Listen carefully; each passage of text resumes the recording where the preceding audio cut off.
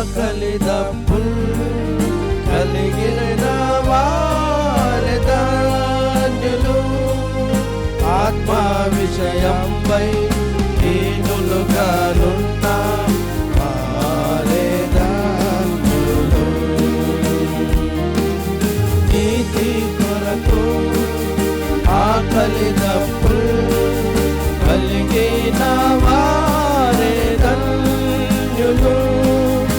ఆత్మ విషయంపై దీనులుగానున్న వారే ధన్యులు. మందిరమునందు నివసించువారు ధన్యులు ధన్యులు. నీ వలన బలమొందువారు ధన్యులు ధన్యులు. నీ వలన బలమొందువారు ధన్యులు ధన్యులు. హృదయశుద్ధి కనికరము కలిగియున్న వారు ధన్యులు. సాత్వికులు సమాధానం పరచు వారి ధన్యులు. హృదయశుద్ధి కనికరము కలిగియున్న ధన్యులు. సాత్వికులు సమాధాన పరచు వారే ధన్యులు. మాట్లాడద్దు. మందిరమునందు నివసించువారు ధన్యులు ధన్యులు. నీ వలన బలమొందువారు ధన్యులు ధన్యులు. నీ వలన బలమొందువారు ధన్యులు ధన్యులు. క్రీస్తు కొరకు శ్రమనొందుచు నిందింపబడువారు ధన్యులు. మీ మీద చెడు మాటలు పలుకునప్పుడే ధన్యులు. క్రీస్తు కొరకు శ్రమనొందుచు నిందింపబడువారు ధన్యులు. మీ మీద చెడు మాటలు పలుకునప్పుడే ధన్యులు.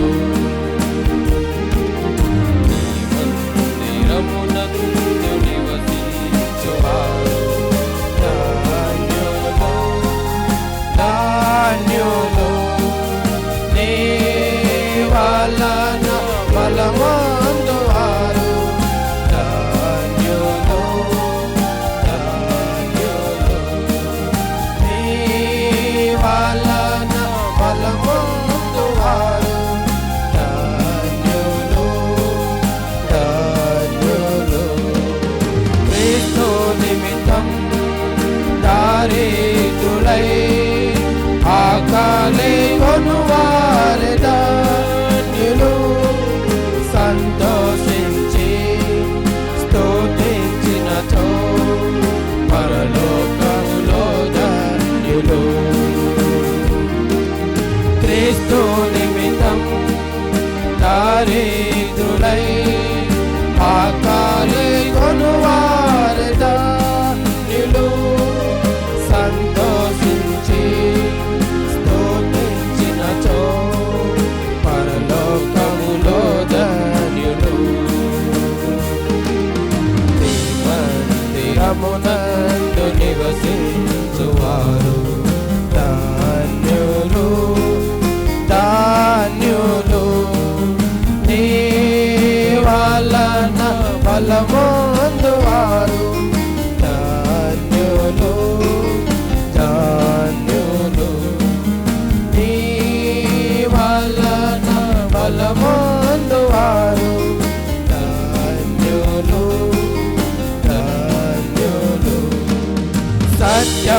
కలిగి వాక్యం చదివి ధ్యానించే వారి ధన్యులు. రాయబడిన వాక్యం విని కైకొనువారే ధన్యులు. సత్యం కలిగి వాక్యం చదివి ధ్యానించే వారి ధన్యులు. రాయబడిన వాక్యం విని కైకొనువారే ధన్యులు.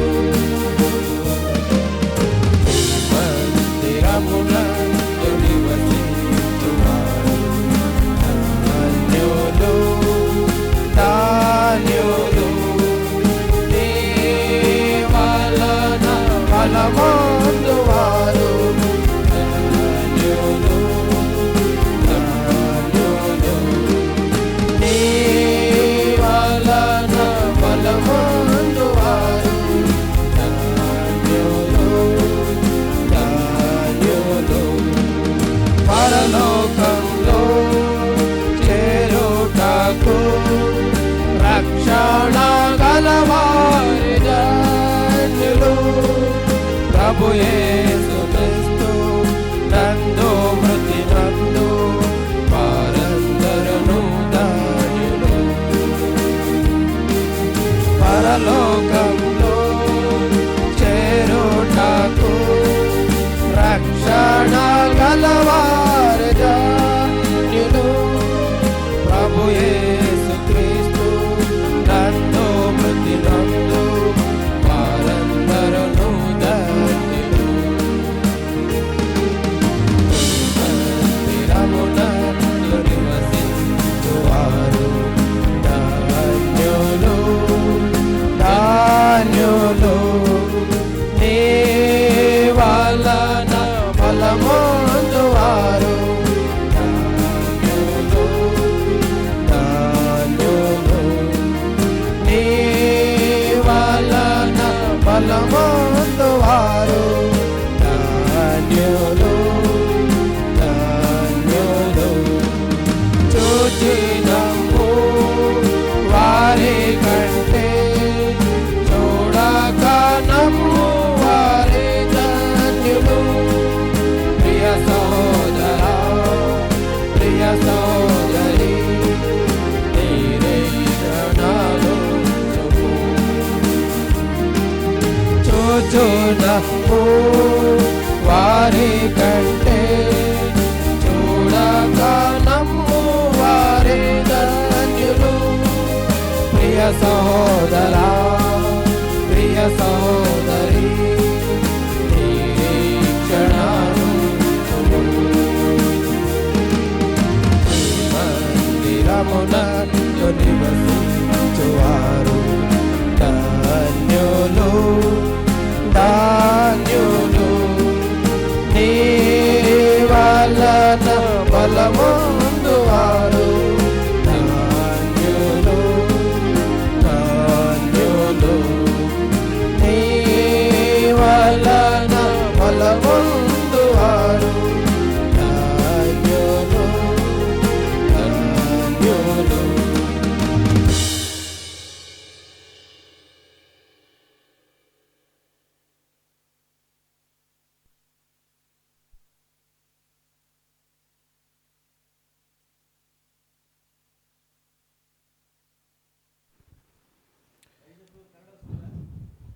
ಎಲ್ಲರೂ ಕನ್ನಡ ಬರುತ್ತಲ್ಲ? ಅರ್ಥಮಾಯ್ತದ?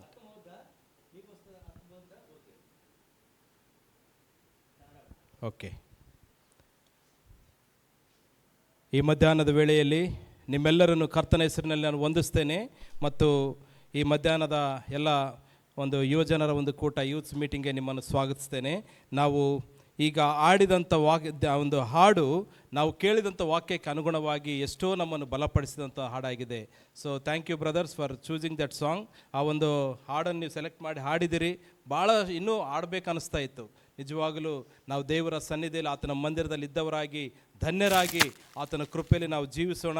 ದೇವರು ನಮ್ಮನ್ನು ಬಲಪಡಿಸೋಣ. ಮಧ್ಯಾಹ್ನ ನಾವು ಈ ಸಮಯದಲ್ಲಿ ದೇವರ ವಾಕ್ಯವನ್ನು ಧ್ಯಾನಿಸುವಂತೆ ನಮ್ಮ ಕಣ್ಣುಗಳನ್ನು ಮುಚ್ಚಿ ಕ್ಷಣಕಾಲ ಮೌನವಾಗಿದ್ದು ಪ್ರಾರ್ಥನೆ ಮಾಡಿ ನಾವು ಆರಂಭ ಮಾಡೋಣ. ತಂದೆಯಾದ ದೇವರೇ, ನಮ್ಮ ರಕ್ಷಕನಾದ ಯೇಸುವೇ, ಈ ಮಧ್ಯಾಹ್ನದ ವೇಳೆಯಲ್ಲಿ ಸ್ವಾಮಿ ಎಲ್ಲ ನಮ್ಮ ಕರ್ತನೆ ಯುವ ಜನರು ವಿದ್ಯಾರ್ಥಿಗಳೊಟ್ಟಿಗೆ ಸ್ವಾಮಿ ಸ್ವಲ್ಪ ಹೊತ್ತು ನಿನ್ನ ಸನ್ನಿಧಿಯಲ್ಲಿ ಕಳೆಯುವಂಥ ಸಮಯವನ್ನು ಆಶೀರ್ವಾದ ಮಾಡು. ಮತ್ತು ದೇವರೇ, ನಮ್ಮ ಅನ್ಯೋನ್ಯತೆ ನೀನು ಬಲಪಡಿಸು, ನೀನು ಮಹಿಮೆ ಹೊಂದು. ಯೇಸು ಸ್ವಾಮಿ ಹೆಸರಿನಲ್ಲಿ ಪ್ರಾರ್ಥಿಸಿ ಬೇಡಿ ಹೊಂದಿದ್ದೇನೆ ಕರ್ತನೆ, ಆಮೇನ್. ಓಕೆ, ಈ ಮಧ್ಯಾಹ್ನ ನಾವು ಧ್ಯಾನ ಮಾಡುವಂಥ ವಿಷಯ ಏನಪ್ಪ ಅಂದರೆ ಇಂಪಾರ್ಟೆನ್ಸ್ ಆಫ್ ಫೆಲೋಶಿಪ್, ಅಂದರೆ ಅನ್ಯೋನ್ಯತೆಯ ಒಂದು ಪ್ರಾಮುಖ್ಯತೆ. మనము ಈ ఒక ಅನ್ಯೋನ್ಯತೆಯಲ್ಲಿ ನಾವು ಕೂಡಿ ಬರುವುದು ಎಷ್ಟು ಪ್ರಾಮುಖ್ಯ ಎಂಬುದಾಗಿ ನಾವು ಸ್ವಲ್ಪ ಹೊತ್ತು ದೇವರ ವಾಕ್ಯದಿಂದ ನಾವು ಧ್ಯಾನ ಮಾಡೋಣ. ಮೊದಲನೇದಾಗಿ ಫೆಲೋಶಿಪ್ ಅಂದರೆ ಏನು ಹೇಳ್ಬೋದು ಯಾರಾದರೂ? ಅನ್ಯೋನ್ಯತೆ ಅಂದರೆ ಏನು? ಸ್ವಲ್ಪ ಮಾತಾಡೋಣ, ಯಾಕಂದ್ರೆ ಇಷ್ಟೊತ್ತು కూతుకొండివి ಕೇಳಿದ್ದೀವಲ್ಲ.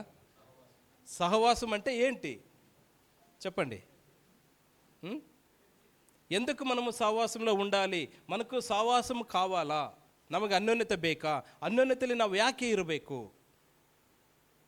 ಸ್ವಲ್ಪ ಮಾತಾಡ್ರಿ, ನಿಮ್ಗೆ ಏನು ಹೇಳ್ತದೆ ಹೇಳ್ರಿ. ಯಾಕಂದರೆ ಬೆಳಗ್ಗಿಂದ ಭಾಳಷ್ಟು ಜನ ಕೂತ್ಕೊಂಡಿದ್ದೀರಿ. ಒಂದು 2 ನಿಮಿಷ ಇದ್ದೇಳೋಣ, just 2 minutes.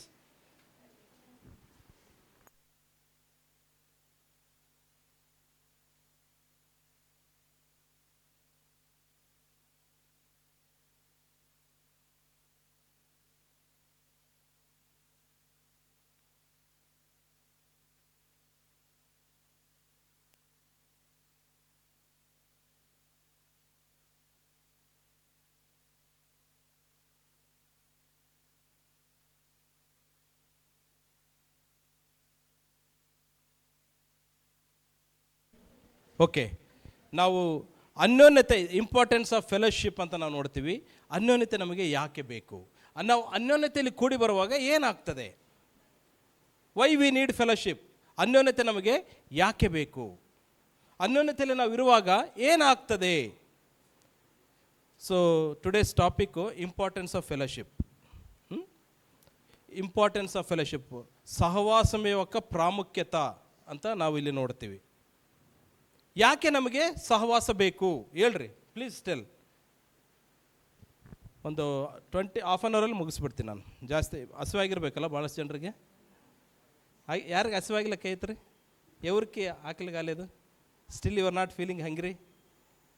All are hungry? Hungry or hangry? ಬೋತ ಎಸ್ತಾರ ಬೋತ್ ಅಂತ. ಹಂಗ್ರಿ ಆಗಿರೋದಂದ್ರೆ ಹ್ಯಾಂಗ್ರಿ ಆಗಿದ್ದಾಳೆ. ನಿಜ, ಯಾವಾಗ ಹಸಿವಾಗ್ತದಲ್ಲ ಸಿಟ್ಟು ಬರ್ತದೆ. ಎಕ್ಸ್ಪೀರಿಯನ್ಸ್ ಅಲ್ಲಮ್ಮ, ನಿಜ, ಅದು ಸುಳ್ಳಲ್ಲ, ದಟ್ ಈಸ್ ಟ್ರೂ. ಹಸಿವು ಆದಾಗ ಕೋಪ ಬರ್ತದೆ. ಯಾಕೆ? ಏನು ಸಿಗೋದಿಲ್ಲ ಅಂದರೆ ಸಿಟ್ಟು ಬರ್ತದೆ. ಸೊ ನಾವು ತಡೆಕೊಳ್ಳೋಣ, ಲೆಟ್ ಅಸ್ ಹೋಲ್ಡ್ ಆನ್, ನಮ್ಮನ್ನು ಹಿಡಿದು ಇಟ್ಕೊಳ್ಳೋಣ. ಓಕೆ, ನಮಗೆ ಅನ್ಯೋನ್ಯತೆ ಯಾಕೆ ಬೇಕು? ಸಹವಾಸ ನಮಗೆ ಯಾಕೆ ಬೇಕು? Fellowship why we need? ಯಾರಾದರೂ ಹೇಳ್ರಿ ಪ್ಲೀಸ್, ಕಮಾನ್. ಐಕ್ಯತೆಯಲ್ಲಿ ಇರುವುದಕ್ಕಾಗಿ. ಎಸ್, ಅನ್ಯೋನ್ಯತೆಯಲ್ಲಿ ಅನ್ಯೋನ್ಯತೆ ಯಾಕೆ ಇರಬೇಕಪ್ಪ ಅಂದರೆ ನಾವೆಲ್ಲರೂ ಐಕ್ಯರಾಗಿರುವುದಕ್ಕಾಗಿ. ಓಕೆ, ಒಂದು ಫೈನ್. ಮತ್ತೆ ಏನಪ್ಪ? ಬಲ ಬರ್ತದ, ಹೌದು, ಎಸ್. ಮತ್ತೆ ಈ ಕಡೆ ಯಾರನ್ನು ಹೇಳ್ಬೋದು? ಏನಪ್ಪ? ಆತ್ಮಿಕವಾಗಿ ಬಲವಂತ, ಅದನ್ನೇ ಹೇಳಿದ್ರು ಅವರು. ಓಕೆ, ನಾವು ಅನ್ಯೋನ್ಯತೆಯಲ್ಲಿರುವಾಗ ಒಂದು ಕಾರ್ಯ ಆಗ್ತದೆ. Let us read Matthew chapter 18:20. ಮತ್ತಾಯನ ಸುವಾರ್ತೆ 18ನೇ ಅಧ್ಯಾಯ 20ನೇ ವಚನ. ಮತ್ತಾಯ ಸುವಾರ್ತೆ 18వ వచనము 18వ అధ్యాయము 20వ వచనము. ಯಾರಾದರೂ ಓದ್ರಿ? ಮತ್ತಾಯ 18:20 ಫಾಸ್ಟ್.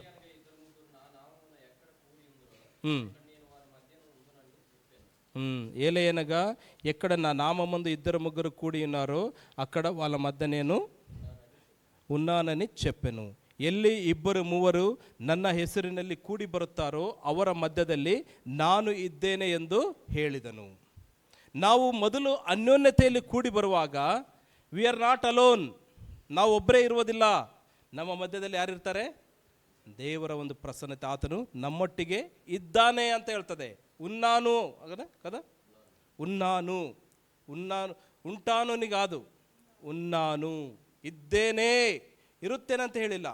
ಯಾವಾಗ ನಾವು ಅನ್ಯೋನ್ಯತೆಯಲ್ಲಿ ಕೂಡಿ ಬರುತ್ತೇವೋ ದೇವರು ನಮ್ಮೊಟ್ಟಿಗೆ ಇರುವ ಆತನಾಗಿದ್ದಾನೆ. We will invite God's presence. ನಾವು ದೇವರ ಒಂದು ಅನ್ಯೋನ್ಯತೆಯನ್ನು, ಆತನ ಪ್ರಸನ್ನತೆ, ಆತನ ಸನ್ನಿಧಿಯನ್ನು ನಾವು ಆಹ್ವಾನ ಮಾಡುತ್ತೇವೆ. ಹಾಗಾದರೆ ಅನ್ಯೋನ್ಯತೆ ನಮಗೆ ಯಾಕೆ ಬೇಕು? ದೇವರು ನಮ್ಮೊಟ್ಟಿಗಿರುವುದಕ್ಕಾಗಿ, ನಾವು ದೇವರೊಟ್ಟಿಗೆ ಇರುವುದಕ್ಕಾಗಿ ನಮಗೇನು ಬೇಕು? ಅನ್ಯೋನ್ಯತೆ ಬೇಕು. ಎರಡನೇದಾಗಿ ಅನ್ಯೋನ್ಯತೆ ನಮಗೆ ಯಾಕೆ ಬೇಕಪ್ಪ ಅಂತಂದರೆ, ಇದು 1 ಜಾನ್ ಚಾಪ್ಟರ್ 1 ವರ್ಸ್ 3-7 ಓದ್ರಿ ಯಾರಾದರೂ. 1 ಯೋಹಾನ 1ನೇ ಅಧ್ಯಾಯ 3 ಮತ್ತು 7ನೇ ವಚನ. 1 ಯೋಹಾನ 3ನೇ ಅಧ್ಯಾಯ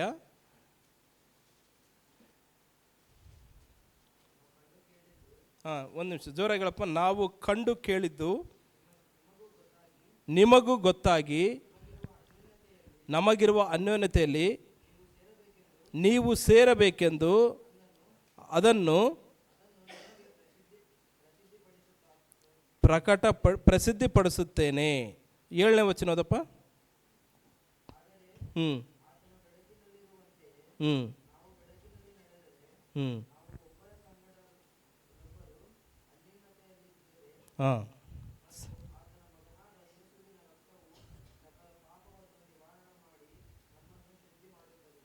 ಥ್ಯಾಂಕ್ ಯು ಅಪ್ಪ. ಇಲ್ಲಿ 2 ವಿಷಯಗಳನ್ನು ನಾವು ನೋಡ್ತೇವೆ. ನಾವು ಅನ್ಯೋನ್ಯತೆಯಲ್ಲಿ ಕೂಡಿ ಬರುವಾಗ ಏನಾಗ್ತದೆ ಅಂತ ನೋಡ್ರಿ. 3ನೇ ವಚನದಲ್ಲಿ ನಮಗಿರುವ ಅನ್ಯೋನ್ಯತೆಯಲ್ಲಿ ನೀವು ಸೇರಬೇಕೆಂದು ನಿಮಗೆ ಪ್ರಸಿದ್ಧಿಪಡಿಸುತ್ತೇನೆ. ನಮಗಿರುವ ಅನ್ಯೋನ್ಯತೆಯು ತಂದೆಯ ಸಂಗಡಲು ಮಗನ ಸಂಗಡಲು ಇರುವಂಥದ್ದಾಗಿದೆ. ನಾವು ಅನ್ಯೋನ್ಯತೆಯಲ್ಲಿ ಇರುವಾಗ ಏನಾಗ್ತದಂತ, ನಾವು ಇವರ್ ನಾಟ್ ಅಲೋನು, ನಾವು ಯೇಸು ಕ್ರಿಸ್ತನ ಮೂಲಕ ತಂದೆಯಾದ ದೇವರೊಟ್ಟಿಗೆ ನಾವೇನಾಗ್ತೀವಿ? ಒಂದಾಗ್ತೀವಿ. We will be uniting to Father through His Son Jesus Christ. ಯೇಸು ಕ್ರಿಸ್ತನ ಮೂಲಕ ಆತನ ತಂದೆಯೊಟ್ಟಿಗೆ ನಾವೇನಾಗ್ತೀವಿ? ಒಂದಾಗ್ತೀವಿ.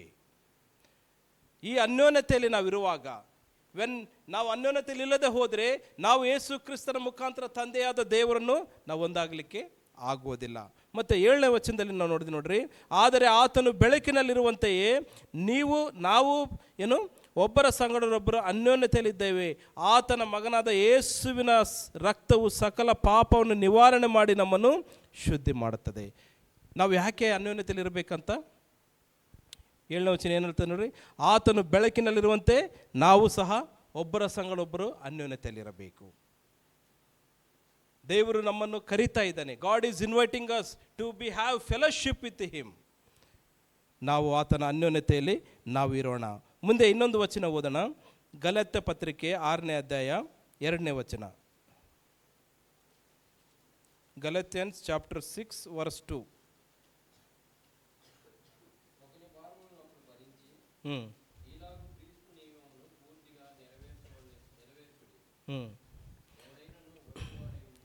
ಸಾಕು.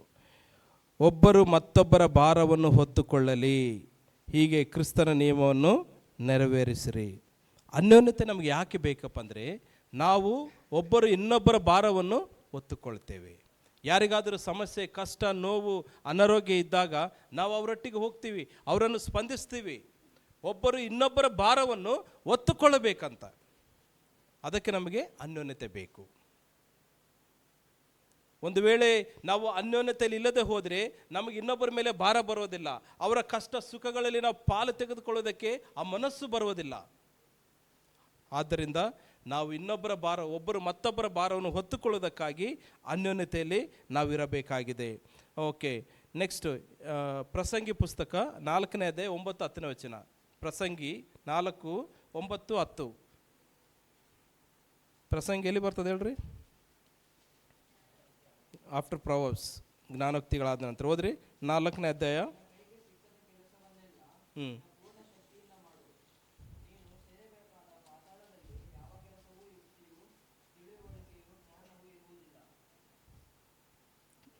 ಒಂದು ನಿಮಿಷ. ಅದು ಕರೆಕ್ಟಮ್ಮ, ಓದಮ್ಮ.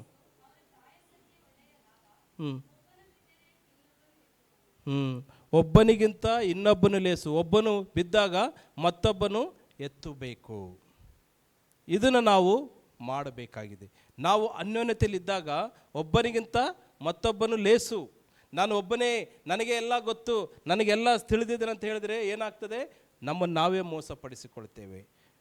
ಒಬ್ಬನು ಬಿತ್ತಾಗ ಮತ್ತೊಬ್ಬನು ಎತ್ತಬೇಕು, ಎತ್ತುವವನಿರಬೇಕೆಂತ ಅನ್ಯೋನ್ಯತೆ ನಮಗಿರಬೇಕು. ಇಬ್ರೀಸ್ ಚಾಪ್ಟರ್ 10 25-26, ಇಬ್ರಿಯ ಪತ್ರಿಕೆ 10ನೇ ಅಧ್ಯಾಯ 24-25ನೇ ವಚನ.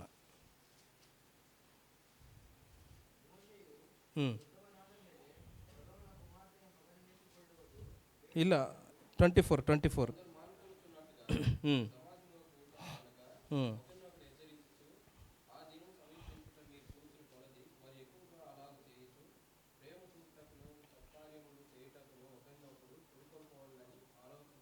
ಓಕೆ, ನಾವು ಪರಸ್ಪರ ಹಿತಚಿಂತಕರಾಗಿದ್ದು ಪ್ರೀತಿಸುತ್ತಿರಬೇಕೆಂತಲೂ ಸತ್ಕಾರ್ಯ ಮಾಡಬೇಕೆಂತಲೂ ಒಬ್ಬೊಬ್ಬರನ್ನು ಪ್ರೇರೇಪಿಸೋಣ.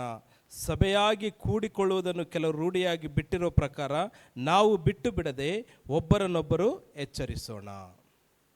ಇಲ್ಲಿ ನಮ್ಮನ್ನು ಎಚ್ಚರಿಸ್ತದೆ, ನಾವು ಏನಾಗಿರ್ಬೇಕಂತ, ಪರಸ್ಪರ ಹಿತಚಿಂತಕರು ನಾವು ಆಗಿರಬೇಕಂತ.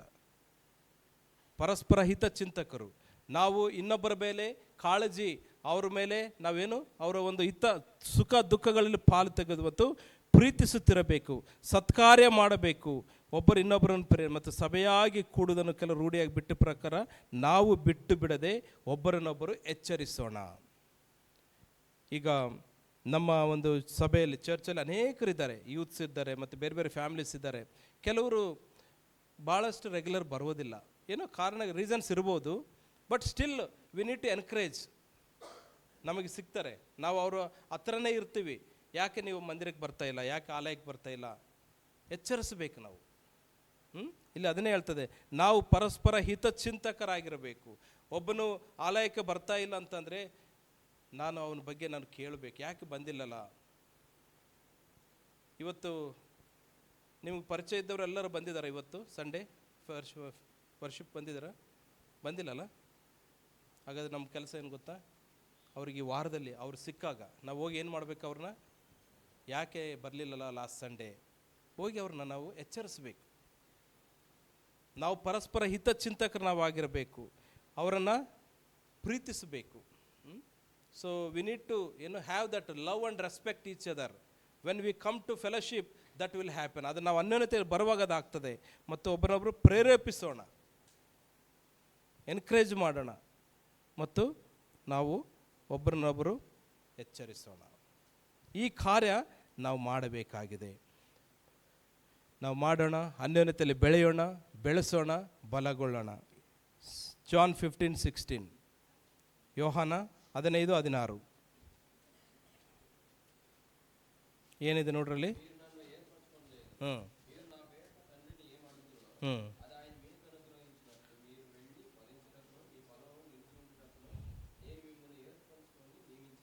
ಓಕೆ, ಇಲ್ಲಿ ನೋಡ್ರಿ, ನೀವು ನನ್ನನ್ನು ಆರಿಸಿ ತೆಗೆದುಕೊಂಡಿಲ್ಲ, ನಾನು ನಿಮ್ಮನ್ನು ಆರಿಸಿ ತೆಗೆದುಕೊಂಡೆನು.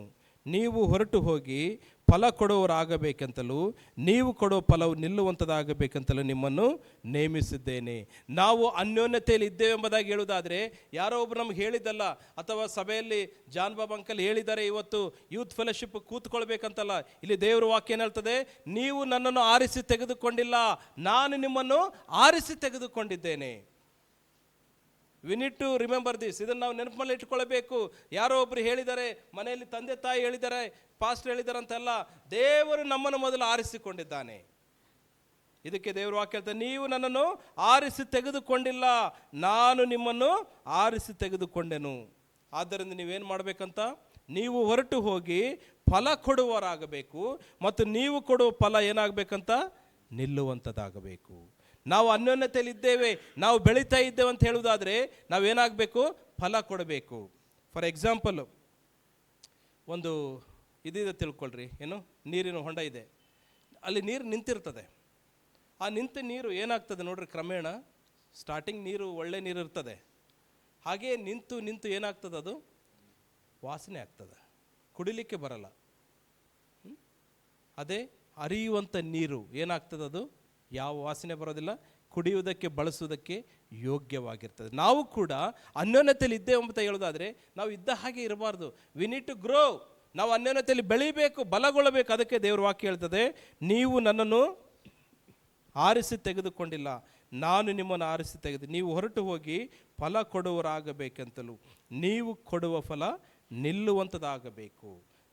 ನಾವು ಫಲ ಕೊಡುವಂಥರಾಗಬೇಕು, ಆ ಕೊಡುವಂಥ ಫಲ ನಿಲ್ಲುವಂಥದ್ದಾಗಬೇಕು. ಅದಕ್ಕಾಗಿ ದೇವರು ನಮ್ಮನ್ನು ಆರಿಸಿ ತೆಗೆದುಕೊಂಡಿದ್ದಾನೆ.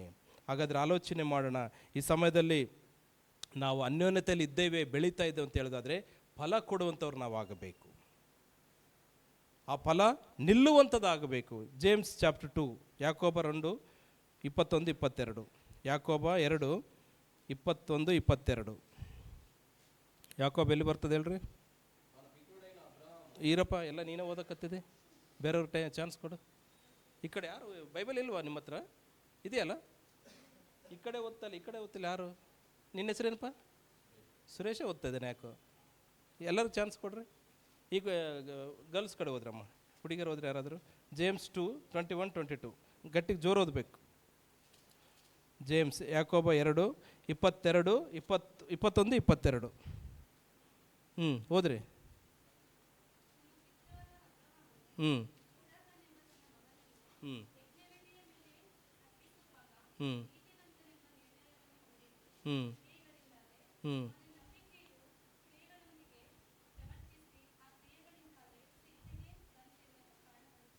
ಹ್ಞೂ ಇಲ್ಲಿ ಅಬ್ರಾಮನ ವಿಷಯದಲ್ಲಿ ನಾವು ನೋಡ್ತಿದ್ದೀವಿ. ಅಬ್ರಾಮನ್ ಏನಾದ? ನೀತಿವಂತನಾಗಿದ್ದ, ನಂಬಿಗಸ್ತನಾಗಿದ್ದ, ದೇವರ ಅನ್ಯೋನ್ಯತೆಯಲ್ಲಿದ್ದ. ದೇವರು ಅವನನ್ನು ಏನು ಮಾಡಿದ? ಆಶೀರ್ವಾದ ಮಾಡ್ತಾನಂತ. ನಾನು ನೀವು ದೇವರ ಅನ್ಯೋನ್ಯತೆಯಲ್ಲಿ ಇರುವಾಗ ಮಾತ್ರ ನಾವು ಒಬ್ಬರ ಸಂಗಡ ಅನ್ಯೋನ್ಯತೆಯಲ್ಲಿ ಇರಲಿಕ್ಕೆ ಸಾಧ್ಯವಾಗ್ತದೆ. ಆಲೋಚನೆ ಮಾಡೋಣ ಈ ಮಧ್ಯಾಹ್ನ ಈ ದೇವರ ವಾಕ್ಯದ ಬೆಳಕಿನಲ್ಲಿ, ನನ್ನ ಅನ್ಯೋನ್ಯತೆ ಯಾವ ರೀತಿ ಇದೆ? How is my fellowship? నా సహవాసము ఎలాంటిది అని మనము ఆలోచించుకుందాం, పరీక్షించుకుందాం. ಓಕೆ, ಇನ್ನು ಕೆಲವು ವಿಷಯಗಳನ್ನು ಹೇಳಿ ನಾನು ಮುಗಿಸ್ತೀನಿ. ನಾವು ಅನ್ಯೋನ್ಯತೆಯಲ್ಲಿ ಯಾರು ಬರ್ತಾರೆ ಹೇಳ್ರಿ? Who will come? ಯಾರ್ಯಾರು ಬರ್ತಾರೆ ಅನ್ಯೋನ್ಯತೆಯಲ್ಲಿರುವರು ಫೆಲೋಶಿಪ್ಗೆ? ಅಂದರೆ ಯೂತ್ ಮೀಟಿಂಗ್ ಅಂತ ಇದೆ ಅಂದರೆ ಯಾರು ಬರ್ತಾರೆ? ಯೂತ್ಸ್ ಬರ್ತಾರೆ. ಯೂತ್ಸ್ ಅಂದರೆ ಯಾರು ಹೇಳ್ರಿ? ಸೇಮ್ ಲೈಕ್ ಮೈಂಡೆಡ್ ಪೀಪಲ್ ಅಂತಾರೆ. ಒಂದೇ ಮನಸ್ಸುಳ್ಳಂಥವ್ರು, ಒಂದೇ ಸಮಾನ ಮನಸ್ಸುಳ್ಳಂಥವರು ಕೂಡಿ ಬರುವಂಥದ್ದೇ ಅನ್ಯೋನ್ಯತೆ. ಎರಡನೇದಾಗಿ, ಅನ್ಯೋನ್ಯತೆಗೆ ನಾವು ಕೂಡಿ ಬಂದಾಗ ಏನಾಗ್ತದೆ? We will develop our relationship with God and with one another. The benefits are the fellowship. ಸಹವಾಸದಲ್ಲಿರುವಂಥ ಒಂದು ಪ್ರಯೋಜನಗಳು ಏನಂತ ನಾವು ನೋಡುವಾಗ, ನಾವು ಒಂದೇ ಮನಸ್ಸುಳ್ಳವರು ಕೂಡಿ ಬರುವಾಗ ನಾವೇನಾಗ್ತೀವಿ? ನಮ್ಮ ಒಂದು ರಿಲೇಷನ್ಶಿಪ್, ನಮ್ಮ ಒಂದು ಸಹವಾಸನ ದೇವರೊಟ್ಟಿಗೆ ನಾವು ಮತ್ತು ದೇವರ ಮಕ್ಕಳೊಟ್ಟಿಗೆ ಬೆಳೆಸ್ಕೊಳ್ತೀವಿ. We will develop our relationship with God and with his people.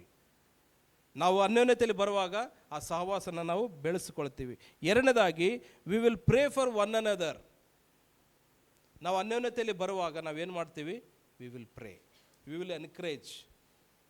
ಯಾರಾದರೂ ಸಮಸ್ಯೆ ಇರ್ಬೋದು, ಕಷ್ಟ ಇರ್ಬೋದು, ಇನ್ನೂ ಯಾರಾದರೂ ರಕ್ಷಣೆ ಆಗಿಲ್ಲ ಅಂದರೆ ಅವ್ರಿಗೋಸ್ಕರ ನಾವೇನು ಮಾಡ್ತೀವಿ? ಪ್ರಾರ್ಥನೆ ಮಾಡ್ತೀವಿ. ಮೂರನೇದಾಗಿ, when we come to the fellowship, ನಾವು ಫೆಲೋಶಿಪ್ಪಿಗೆ ಬರುವಾಗ ಏನಾಗ್ತದೆ? We will maintain that discipline. ಆ ಒಂದು ಶಿಸ್ತುವನ್ನು, ಕ್ರಮಬದ್ಧತೆ ನಾವು ಬೆಳೆಸಿಕೊಳ್ತೀವಿ. We will develop that, maintain that ಏನು ಡಿಸಿಪ್ಲಿನ್. ನಾಲ್ಕನೇದಾಗಿ, ನಾವು ಅನ್ಯೋನ್ಯತೆಗೆ ಬರುವಾಗ ನಾವೇನು ಮಾಡ್ತೀವಿ?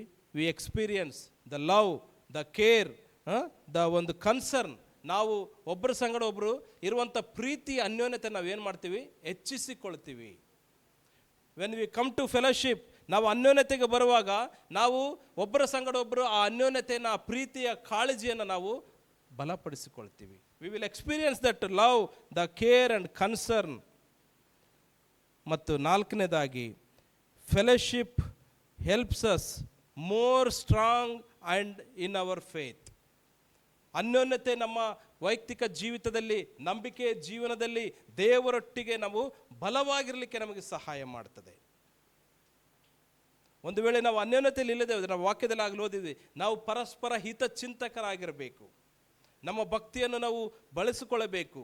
ನಾವು ದೇವರ ಸನ್ನಿಧಿಯಲ್ಲಿ ನಾವು ಏನಾಗಿದೆ? ಆರಿಸಿಕೊಂಡಿದ್ದೇವೆ. ದೇವರು ನಮ್ಮನ್ನು ಆರಿಸಿಕೊಂಡಿದ್ದಾನೆ. ನಾವು ಫಲ ಕೊಡಬೇಕು. ನಾವು ಕೊಡುವಂಥ ಫಲ ನಿಲ್ಲುವಂಥದ್ದಾಗಬೇಕಂತೇಳಿ ದೇವ್ರ ವಾಕ್ಯದಲ್ಲಿ ನಾವು ನೋಡುತ್ತಾ ಇದ್ದೇವೆ. ಮತ್ತು ಐದನೇದಾಗಿ, fellowships makes us learn many new things. ಅನ್ಯೋನ್ಯತೆ ನಾವು ಇರುವಾಗ ಅನೇಕ ಸಂಗತಿಗಳನ್ನು ಕಲಿತುಕೊಳ್ತೀವಿ. We learn many things, we see from each other. ಅನೇಕರು ಒಬ್ಬರನ್ನೊಬ್ಬರು ನೋಡುವಾಗ ಆ ಸಂಗತಿಗಳನ್ನು ನಾವೇನು ಮಾಡ್ತೀವಿ, ಕಲಿತುಕೊಳ್ತೀವಿ.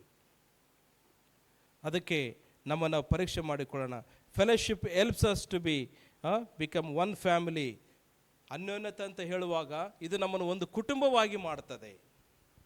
It is a one family.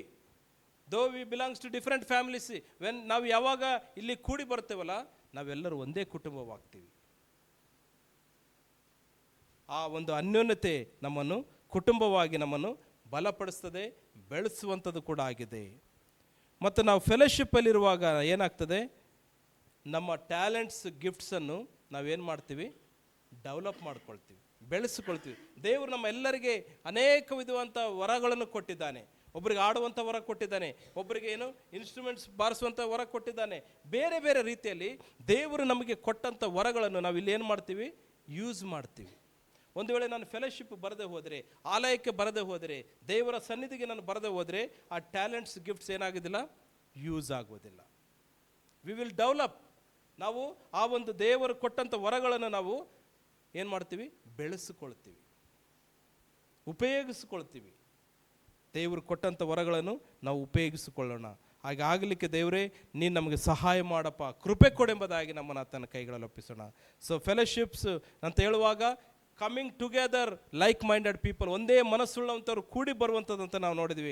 ಫೆಲೋಶಿಪ್ಪಲ್ಲಿ ನಾವು ಬರುವಾಗ ನಮ್ಮ ರಿಲೇಷನ್ಶಿಪ್ಪನ್ನು, ನಾವು ಸಂಬಂಧವನ್ನು ದೇವರೊಟ್ಟಿಗೂ ದೇವರ ಮಕ್ಕಳೊಟ್ಟಿಗೆ ನಾವು ಬೆಳೆಸಿಕೊಳ್ತೀವಿ.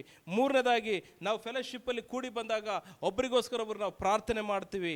ಮತ್ತು ನಾಲ್ಕನೇದಾಗಿ ನಾವು ಅನೇಕ ಸಂಗತಿಗಳನ್ನು, ಡಿಸಿಪ್ಲಿನನ್ನು ನಾವು ಕಲಿತುಕೊಳ್ತೀವಿ. ಐದನೇದಾಗಿ ನಾವು ಫೆಲೋಶಿಪ್ಪಲ್ಲಿರುವಾಗ ಒಬ್ಬರ ಮೇಲೆ ಒಬ್ಬರು ಒಂದು ಕಾಳಜಿ, ಪ್ರೀತಿ, ಅನ್ಯೋನ್ಯತೆಯನ್ನು ನಾವು ಹೆಚ್ಚಿಸಿಕೊಳ್ತೀವಿ. ಮತ್ತು ಐದನೇದಾಗಿ fellowship makes us more strong in our faith. ನಮ್ಮ ಒಂದು ಅನ್ಯೋನ್ಯತೆಯಲ್ಲಿ ನಾವು ಇರುವಾಗ ನಮ್ಮ ನಂಬಿಕೆ, ವಿಶ್ವಾಸವನ್ನು ಅದು ನಮ್ಮನ್ನು ಬಲಪಡಿಸ್ತದೆ ಎಂಬುದಾಗಿ ನಾವು ನೋಡ್ತೀವಿ. ಆರನೇದಾಗಿ ಫೆಲೋಶಿಪ್ಪಲ್ಲಿ ಇರುವಾಗ ನಾವು ಅನೇಕ ಹೊಸ ಹೊಸ ಸಂಗತಿಗಳನ್ನು ನಾವು ಕಲಿತುಕೊಳ್ತೀವಿ. ಏಳನೇದಾಗಿ ಫೆಲೋಶಿಪ್ ನಮ್ಮನ್ನು ಒಂದು ಕುಟುಂಬವಾಗಿ ನಮ್ಮನ್ನು ಒಂದು ಮಾಡ್ತದೆ. ಮತ್ತು ಎಂಟನೇದಾಗಿ ಫೆಲೋಶಿಪ್ಪಲ್ಲಿರುವಾಗ ನಾವು ಅನೇಕ ಹೊಸ ದೇವರು ಕೊಟ್ಟಂಥ ಟ್ಯಾಲೆಂಟ್ಸ್, ಗಿಫ್ಟ್ಗಳನ್ನು ಯೂಸ್ ಮಾಡ್ಕೊಳ್ತೀವಿ. God will use us. ದೇವರು ನಮ್ಮನ್ನು ಅನ್ಯೋನ್ಯತೆಯಲ್ಲಿ ನಮ್ಮನ್ನು ಉಪಯೋಗಿಸಿಕೊಳ್ಳುತ್ತಾನೆ. ಹಾಗಾದರೆ ನಾವು ದೇವರು ಕೊಟ್ಟಂಥ ಈ ಒಂದು ವರಗಳನ್ನು ಉಪಯೋಗಿಸಿಕೊಳ್ಬೇಕಾದ್ರೆ ನಾವೇನು ಮಾಡಬೇಕು, ಆತನ ಸನ್ನಿಧಿಗೆ ಬರಬೇಕು. ಅದಕ್ಕೆ ಯಾಕೋಬ ಪತ್ರಿಕೆ 4ನೇ ಅಧ್ಯಾಯ 7-8ನೇ ವಚನದಲ್ಲಿ ನಾವು ಫೆಲೋಶಿಪ್ಗೆ ಬರದೇ ಇರೋದಕ್ಕೆ ಅನೇಕ ಕಾರಣಗಳಿರ್ತವೆ. ಅದರಲ್ಲಿ 2 ವಿಷಯಗಳನ್ನು ನೋಡೋಣ. ಯಾಕೋಬ 4:7 ಮತ್ತು 8ನೇ ವಚನದಲ್ಲಿ ಯಾರಾದರೂ ಬಾಯಿಸೋದ್ರಿ ಈ ಕಡೆ? ಯಾಕೋಬ 4ನೇ ಅಧ್ಯಾಯ 7 ಮತ್ತು 8ನೇ ವಚನ ಬೇಗ. ಹೀಗಿರಲಾಗಿ ಅಂತಿದೆ ನೋಡ್ರಿ, ಅಲ್ಲಿಂದ ಸ್ಲೋ. ಹೀಗಿರಲಾಗಿ ದೇವರಿಗೆ ಒಳಗಾಗಿರಿ, ಸೈತಾನನನ್ನು ಎದುರಿಸಿರಿ, ಅವನು ನಿಮ್ಮನ್ನು ಬಿಟ್ಟು ಓಡಿ ಹೋಗುವನು. ದೇವರ ಸಮೀಪಕ್ಕೆ ಬನ್ನಿರಿ, ಆಗ ಆತನು ನಿಮ್ಮ ಸಮೀಪಕ್ಕೆ ಬರುವನು. ನಾವು ಅನ್ಯೋನ್ಯತೆಗೆ ಕೂಡಿ ಬರುವುದಕ್ಕೆ ಸೈತಾನನು ನಮ್ಮನ್ನು ಎದುರು ನೋಡ್ತಾ ಇರ್ತಾನೆ. ಅಂದರೆ ನಾವು ಕೂಡಿ ಬರೋದಂಗೆ ಕಾಯ್ತಾ ಇರ್ತಾನಂತೆ. ಅದಕ್ಕೆ ನಾವೇನು ಮಾಡಬೇಕಂತ, ಹೀಗಿರಲಾಗಿ ದೇವರಿಗೆ ಒಳಗಾಗಿರಿ. ನಾವು ದೇವರಿಗೆ ಏನಾಗಬೇಕು, ಮೊದಲು ಆತನ ಬಳಿಗೆ ಬರಬೇಕು. ಸೈತಾನನ್ನು ಎದುರಿಸಿರಿ, ಆಗ ಅವನು ನಿಮ್ಮನ್ನು ಬಿಟ್ಟು ಓಡಿ ಹೋಗುವನು. ಮತ್ತು 2ನೇದಾಗಿ 8ನೇ ವಚನದಲ್ಲಿ ದೇವರ ಸಮೀಪಕ್ಕೆ ಬನ್ನಿರಿ, ಆಗ ಆತನು ನಿಮ್ಮ ಸಮೀಪಕ್ಕೆ ಬರುವನು. ಇಲ್ಲಿ ದೇವ್ರ ವಾಕ್ಯ ಮೊದಲು ದೇವ್ರ ನಮ್ಮ ಬಳಿಗೆ ಬರ್ಬೇಕಂತ ಐತೆ. ಏನಂತಿದೆ? ದೇವರ ಸಮೀಪಕ್ಕೆ ಬನ್ನಿರಿ, ನೀವು ಬರಬೇಕು, ನಾನು ಬರಬೇಕು, ನಾವು ಬರಬೇಕು, ಆಗ ಆತನು ನಮ್ಮ ಸಮೀಪಕ್ಕೆ ಬರುತ್ತಾನೆ. ಹಾಗಾದರೆ ನಾವು ಅನ್ಯೋನ್ಯತೆಯಲ್ಲಿ ನಾವು ಬೆಳಿಬೇಕಾದ್ರೆ ನಾವೇನು ಮಾಡೋಣ? ಸೈತಾನನನ್ನು ಎದುರಿಸೋಣ. ಅವಾಗ ಅವನೇನು ಮಾಡ್ತಾನೆ? ಬಿಟ್ಟು ಓಡಿ ಹೋಗ್ತಾನೆ. ಆಮೇಲೆ ನಾವು ದೇವರ ಬಳಿಗೆ ಬರೋಣ, ದೇವರು ನಮ್ಮ ಬಳಿಗೆ ಬರ್ತಾನೆ. ಹಾಗೆ ನಾವು ದೇವರ ಅನ್ಯೋನ್ಯತೆಯಲ್ಲಿ ಮೊದಲು ಮತ್ತು ದೇವರ ಮಕ್ಕಳ ಅನ್ಯೋನ್ಯತೆಯಲ್ಲಿ ನಾವು ಒಟ್ಟಾಗಿ ನಾವು ಬೆಳೆಯೋಣ, ಬಲಗೊಳ್ಳೋಣ, ಅನೇಕರನ್ನು ಬೆಳೆಸೋಣ. ಹಾಗೆ ಮಾಡುವಾಗ ನಮ್ಮ ಅನ್ಯೋನ್ಯತೆ ಅದು ದೇವರಿಗೆ ಮಹಿಮೆ ತರ್ತದೆ. ನಮಗೂ ವೈಯಕ್ತಿಕವಾಗಿ, ನಮ್ಮ ಕುಟುಂಬದಲ್ಲಿ, ನಮ್ಮ ವೈಯಕ್ತಿಕ ಜೀವನದಲ್ಲಿ ನಮ್ಮನ್ನು ಬಲಪಡಿಸಲಿಕ್ಕೆ ದೇವರು ತಾನೇ ನಮಗೆ ಸಹಾಯ ಮಾಡ್ತಾನೆ. ಹಾಗಾದರೆ ನಮ್ಮ ಅನ್ಯೋನ್ಯತೆ ಯಾವ ರೀತಿ ಇದೆ? How is my fellowship with god? ನನ್ನ ಸಂಬಂಧ ದೇವರೊಟ್ಟಿಗೆ ಅನ್ಯೋನ್ಯತೆ ಯಾವ ರೀತಿ ಇದೆ, ದೇವರ ಮಕ್ಕಳೊಟ್ಟಿಗೆ ಯಾವ ರೀತಿ ಇದೆ ಎಂಬುದಾಗಿ ನಾವು ಪರೀಕ್ಷೆ ಮಾಡಿಕೊಂಡು ನಾವು ರೆಗ್ಯುಲರ್ ಕ್ರಮವಾಗಿ ನಾವು ದೇವರ ಅನ್ಯೋನ್ಯತೆಯಲ್ಲಿ ನಾವು ಕೂಡಿ ಬರೋಣ. ನಾವು ಇರುವಂಥ ಸ್ಥಳಗಳಲ್ಲಿ, ಮನೆಗಳಲ್ಲಿ ಮೊದಲು ದೇವರ ಅನ್ಯೋನ್ಯತೆಯನ್ನು ಬಯಸೋಣ. ದಿನಾಲ ಆತನ ಸನ್ನಿಧಿಯಲ್ಲಿ ಕೂತುಕೊಳ್ಳೋಣ, ಪ್ರಾರ್ಥನೆ ಮಾಡೋಣ, ವಾಕ್ಯದಾನ ಮಾಡೋಣ, ದೇವರ ಮಕ್ಕಳ ಸಹವಾಸದಲ್ಲಿ ನಾವು ಕೂಡಿ ಬರೋಣ, ಬೆಳೆಯೋಣ, ಬಲಗೊಳ್ಳೋಣ. ಒಂದೇ ಒಂದು ಉದ್ದೇಶ, ನಾವು ಫಲ ಕೊಡಬೇಕು ಮತ್ತು ನಾವು ಕೊಡುವಂಥ ಫಲ ನಿಲ್ಲುವಂಥದ್ದಾಗಬೇಕು. ಆಗ ಮಾತ್ರ ಅದು ದೇವರಿಗೆ ಮಹಿಮೆ. ಈಗ ಮಾಡಬೇಕಂದ್ರೆ ನಾವೇನು ಮಾಡಬೇಕಂತ, ನಾವು ದೇವರಿಗೆ ಒಳಗಾಗಬೇಕು, ಸೈತಾನನನ್ನು ಎದುರಿಸಬೇಕು. ಆಗ ಅವನು ಬಿಟ್ಟು ಓಡಿ ಹೋಗ್ತಾನೆ. ಆಗ ಸೈತಾನನ್ನು ಓಡಿ ಹೋಗುವಾಗ ನಾವೇನಾಗ್ತೀವಿ, ದೇವರ ಬಳಿಗೆ ಬರ್ತೀವಿ, ದೇವರು ನಮ್ಮ ಬಳಿಗೆ ಬರ್ತಾನೆ. ಆ ದೇವರ ಅನ್ಯೋನ್ಯತೆಯಲ್ಲಿ ಇರೋಣ, ಆ ಒಂದು ಕೃಪೆಯಲ್ಲಿ ನಾವು ಬಲಗೊಳ್ಳೋಣ, ಮುಂದೆ ಸಾಗೋಣ. ಆ ರೀತಿ ಆಗಲಿಕ್ಕೆ ದೇವರು ಸಹಾಯ ಮಾಡಲಿ. ಪ್ರಾರ್ಥನೆ ಮಾಡೋಣ. ಕರ್ತನಾದ ಯೇಸುವೆ, ನಮ್ಮ ರಕ್ಷಕನೇ, ಒಡೆಯನೇ, ಈ ಮಧ್ಯಾಹ್ನ ಸ್ವಾಮಿ ನಿನ್ನ ವಾಕ್ಯಗಳ ಮುಖಾಂತರ ಸ್ವಾಮಿ ನಾವು ನಿನ್ನ ಅನ್ಯೋನ್ಯತೆಯಲ್ಲಿ ಯಾವ ರೀತಿಯಲ್ಲಿ ಇರಬೇಕು, ಬೆಳೀಬೇಕೆಂಬುದಾಗಿ ನಿನ್ನ ವಾಕ್ಯಗಳ ಮುಖಾಂತರ ನಮ್ಮೊಟ್ಟಿಗೆ ಮಾತನಾಡಿದ್ದಕ್ಕಾಗಿ ಸ್ತೋತ್ರ. ನಮ್ಮನ್ನು ಬಲಪಡಿಸಿದ್ದಕ್ಕಾಗಿ ನಿನಗೆ ಸ್ತೋತ್ರ.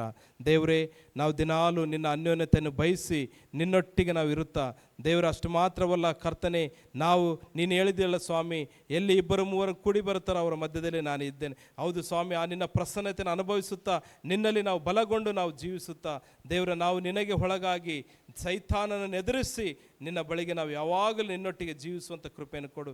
ನಾವು ಫಲವನ್ನು ಕೊಡುವಂಥವರಾಗಿ, ನಾವು ಕೊಡುವಂಥ ಫಲ ಅದು ನಿಲ್ಲುವಂಥದ್ದಾಗಲಿಕ್ಕೆ, ಅದು ನಿನಗೆ ಮಹಿಮೆ ತರಲಿಕ್ಕೆ ಆಗುವಂತೆ ನೀನೇ ಸಹಾಯ ಮಾಡಿ. ಮತ್ತು ಅನೇಕರನ್ನು ನಾವು ದೇವರೇ ಫಲಭರಿತವಾದ ಜೀವಿತಕ್ಕೆ ಬೆಳೆಸಲಿಕ್ಕೆ, ಮುನ್ನಡೆಸಲಿಕ್ಕೆ ನಮ್ಮನ್ನು ಉಪಯೋಗಿಸ್ಕಪ್ಪ. ವಾಕ್ಯಗಳಿಂದ ಮಾತನಾಡಿದ್ದಕ್ಕಾಗಿ ಸ್ತೋತ್ರ. ನಿನಗೆ ಮಾತ್ರ ಮಹಿಮೆ. ತಿರುಗಿ ಸ್ವಾಮಿ ಮತ್ತು ಮನೆಗಳಿಗೆ ಹೋಗುವಾಗ ಎಲ್ಲ ನಮ್ಮ ಪ್ರಿಯ ಮಕ್ಕಳ ಜೊತೆ ಇದು ನಡೆಸು. ಮತ್ತು ಮುಂದಿನ ವಾರ ನಿನ್ನ ಅನ್ಯೋನ್ಯತೆಯಲ್ಲಿ, ನಿನ್ನ ಸನ್ನಿಧಿಯಲ್ಲಿ ನಾವು ಕೂಡಿ ಬರುವವರೆಗೂ ನಿನ್ನ ಪ್ರಸನ್ನತೆ ಎಲ್ಲರೊಟ್ಟಿಗಿದ್ದು ನಡೆಸಿ ನೀನೇ ಮಹಿಮೆ ಒಂದು ಯೇಸು ಸ್ವಾಮಿ ಹೆಸರಿನಲ್ಲಿ ಪ್ರಾರ್ಥಿಸಿ ಸ್ತೋತ್ರ ಮಾಡಿ ಬೇಡಿ ಹೊಂದಿದ್ದೇನೆ ನಮ್ಮ ಕರ್ತನೆ. ಆಮೇನ್.